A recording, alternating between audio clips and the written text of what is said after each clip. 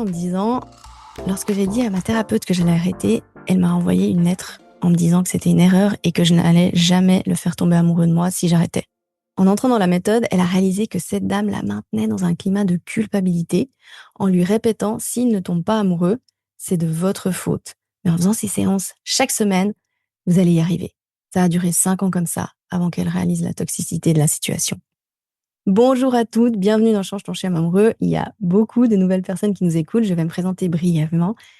Je suis Fanny Jipa, la créatrice de la méthode, et je suis ravie de vous avoir parmi nous. J'étudie les relations et le domaine amoureux depuis 15 ans maintenant, parce qu'à l'époque, je ne vivais pas des relations amoureuses épanouissantes et je savais, au fond de moi, qu'on pouvait faire mieux. Aucun couple ne m'inspirait, alors je suis allée chercher ma solution. Avec plus de 50 rencontres au compteur et 8 ans de célibat, j'ai appris de mes erreurs pour enfin rencontrer Raphaël, l'amour de ma vie. J'avais 35 ans et c'est en validant avec lui qu'on peut vraiment vivre une relation complice qui se magnifie avec le temps que j'ai créé en 2018 la méthode. Ça faisait longtemps que j'avais envie de faire cet épisode parce que mon métier et les métiers du bien-être, si je vous avoue ma vraie pensée, c'est un panier de crabes, clairement.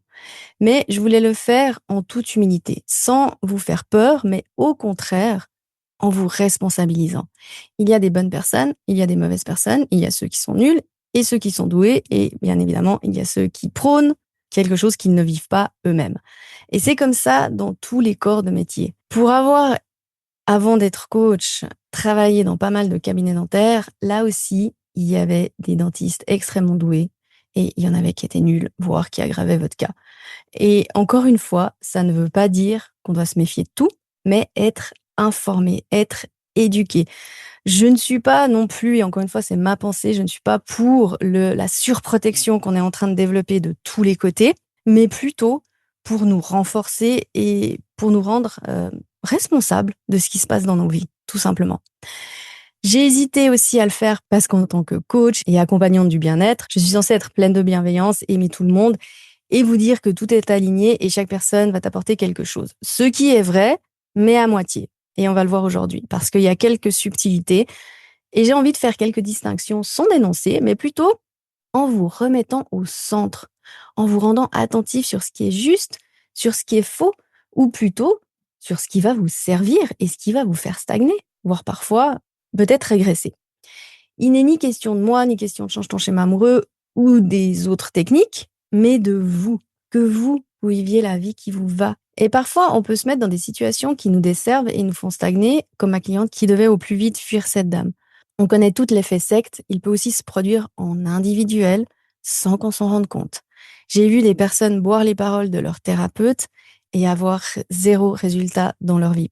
Mais attention, il y a des nuances, encore une fois, parce que je ne suis pas non plus pour le allez, essayez, restez positive et vous verrez. Vous savez, j'entends toujours ça.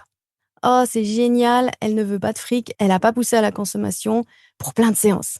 Peut-être qu'elle ne veut pas du fric, mais même si elle voulait du fric, on s'en fiche. Ce qui compte, c'est que vous ayez le résultat, c'est que vous ayez ce pourquoi vous êtes allé la voir. Mais peut-être qu'aussi, elle ne sait pas exactement comment vous aider. Ou peut-être qu'elle n'ose pas vous dire que vous aurez besoin de plusieurs séances parce que justement, elle a peur que vous pensiez qu'elle veut que du fric. Et je l'ai vécu plusieurs fois. Et c'est comme ça que tu te retrouves à passer des années sans avancer. Je précise encore que je dis thérapeute et je cite aucune méthode ou thérapie en particulier. Je pourrais vous dire que de mon côté, il y en a certaines qui n'ont pas fonctionné. Et je pense que certaines méthodes sont peut-être de la poudre aux yeux ou certaines personnes, mais c'est mon avis et justement, c'est ce qu'on veut éviter parce que ça fausserait votre libre arbitre, parce que c'est sur moi que ça n'a pas fonctionné, avec les prismes que j'avais à l'époque et mes envies à moi. Donc, rien n'est mieux ou moins bien. Ce n'est jamais la forme, mais le fond, et c'est ça qui est important de réaliser. Parce que nous allons être attirés vers des thérapeutes de même maturité émotionnelle. Ça veut dire avec la même force émotionnelle ou avec les mêmes retenues émotionnelles, parfois même avec le même système de croyances, portant ou limitant, selon ce que vous êtes prête à entendre sur le moment. Et rassurez-vous, c'est tout OK. On va voir comment faire pour que ça vous fasse avancer et contribuer à votre expansion. Il y a 3 stades lorsqu'on cherche de l'aide et chacun est important. Et c'est ça qui va être important, pas la technique, la thérapeute, le coach ou peu importe. Ces 3 stades, c'est la personne va me sauver, stade numéro 1, la méthode va me sauver, stade numéro 2 et je vais me sauver, stade numéro 3. Alors, j'y vais fort avec le mot «sauver», mais j'avais pas envie de tourner ça en faux empouvoirment pour vous faire sentir bien. Parce qu'à un moment donné, il faut dire les choses comme elles le sont. Arrêtez de cacher la merde au chat et vous savez, j'aurais voulu qu'on m'explique ça il y a 15 ans, quand j'ai commencé mon cheminement. Parce qu'encore une fois, j'ai vu beaucoup de choses, j'ai été faire des ateliers à travers le monde, j'ai fait, des retraites, j'ai fait maintes formations et j'ai vraiment vu énormément de choses. Et j'ai vu notamment ce qui fonctionnait pas et pourquoi ça fonctionnait et pourquoi ça ne fonctionnait pas. Et ce qu'il faut savoir, c'est que ce ne sont pas des étapes vraiment à passer, mais plutôt des états d'être dans lesquels on va naviguer selon la violence perçue par le corps et le mental de ce que nous vivons sur le moment. Parfois, on a besoin et envie d'être sauvé.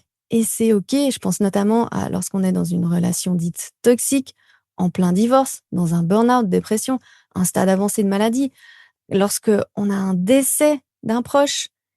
Et c'est ces moments-là où on doit se laisser baigner dans ce stade suffisamment longtemps pour se remettre. Penser les blessures, être dans un cocon enveloppant, parce que nous n'avons ni une volonté illimitée, ni un corps de machine qui peut tourner à plein régime tout le temps, et encore moins pendant ces périodes. Ça, c'est des périodes où, comme la nature, on doit se reposer, tout simplement. Mais le problème, c'est lorsqu'on navigue que entre les 2 premiers stades et qu'on reste dans ces 2 premiers stades, soit l'un, soit l'autre, soit on navigue entre les 2, hein. Même lorsqu'on a la capacité de passer plus loin. Et c'est là où la personne que vous voyez peut vous maintenir dans ce stade. Malgré elle, bien sûr, parce qu'elle n'a pas appris à dépasser elle-même ce stade. Parce que ce stade, il est vachement confortable. C'est même souvent un stade où on blâme les autres. C'est mon ex, c'est ma chef, c'est ma mère, c'est ma thérapeute, c'est la méthode, etc. C'est la vie, c'est les hommes. Et on a besoin de cette phase, hein. Cette phase nous sert à rationaliser, cette phase de je blâme les autres, donc. Ça nous aide à pas péter un plomb et tomber plus bas que terre. C'est le stade où on aime entendre «ce n'est pas ta faute, tu n'avais pas le choix, c'est lui, elle, les ou peu importe, les méchants. C'est eux, c'est les autres. Le le problème, c'est les autres». Parce que si on réalise à ce moment qu'on avait le choix, qu'on pouvait faire autrement, ça détruit toute confiance, estime, en tout cas le peu qui nous reste à ce moment-là. Donc, on doit rester suffisamment longtemps dans cette phase pour s'en remettre, pour reprendre l'estime, pour reprendre confiance. Donc, si là, vous tombez sur quelqu'un qui vous dit «Sors-toi les pouces du cul», si vous la croyez, vous allez augmenter votre culpabilité et c'est un carnage pour votre système nerveux qui est déjà au bout du scotch. Et chacune aura besoin d'un temps différent pour penser ses blessures.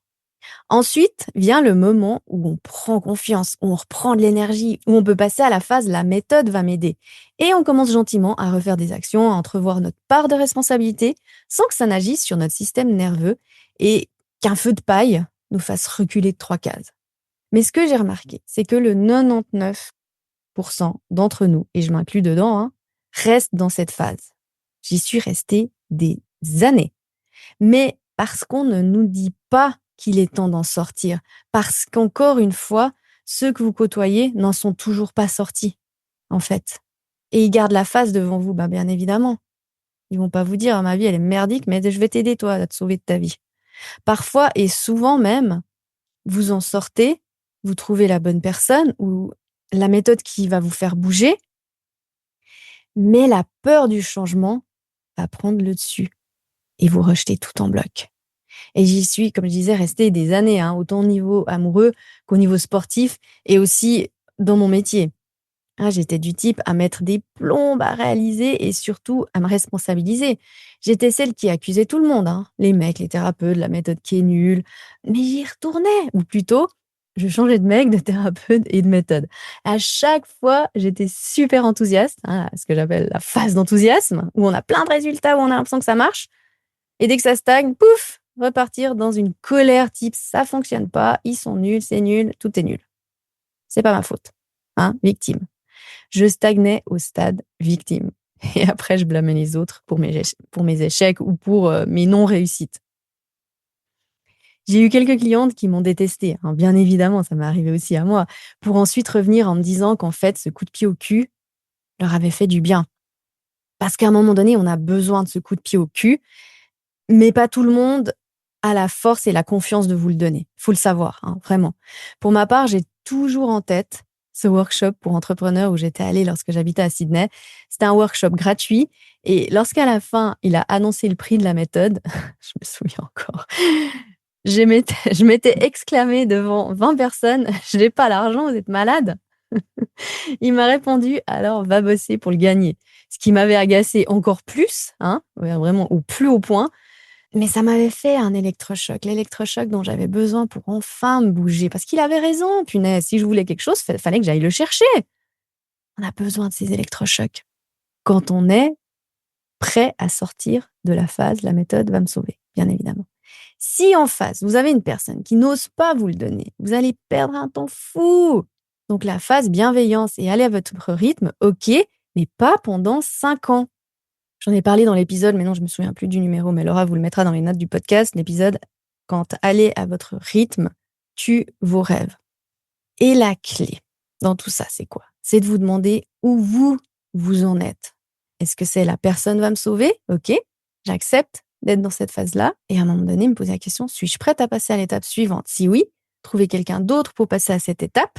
Sinon, restez à un moment là, rechargez les batteries en gardant en tête que vous devez passer à l'étape suivante pour avancer. Et peut-être que vous allez voir que si vous êtes dans une méthode, si vous êtes avec, un thérapeute, ben, il va avoir cette capacité. C'est pas toujours le cas qui stagne aussi, hein. Parfois, ils ont cette capacité de vous accompagner à chaque étape, d'aller d'une étape à l'autre, hein. Vraiment, c'est pas toujours tout blanc, tout noir, mais là aussi, vous allez vous rendre compte, à un moment donné. Si vous êtes dans la méthode va me sauver, hein, idem, est-ce que je suis prête ou non à passer à autre chose? Et la dernière, je vais me sauver. Et là, c'est le saint graal. Parce que vous savez que quoi que vous fassiez, vous avez déjà ce que vous désirez ou vous êtes en chemin. Vous savez extraire ce dont vous avez besoin de chaque séance, chaque cours, chaque retraite. Vous vous sentez créatrice de votre vie. Et comme je mentionnais au tout début, peut-être que parfois vous repassez en mode je veux qu'on me sauve pour vous reposer, pour prendre du temps pour vous. Mais cette phase, elle reste ultra courte. C'est 1 ou 2 jours ou une semaine parce que vous savez qu'il n'y aura au final que vous qui pourrez vous sauver. Les autres seront des aides sur le chemin, mais la base, le dénominateur commun, c'est toujours vous. Voilà pour cet épisode. Allez aussi écouter les épisodes 122, le coût réel du C remboursé, et l'épisode 84, investir en soi, qui sont complètement en lien avec ce dont je vous parle aujourd'hui. Et je vous dis à la semaine prochaine, on va parler des nouvelles modes relationnelles. Est-ce que c'est une bonne ou une mauvaise idée?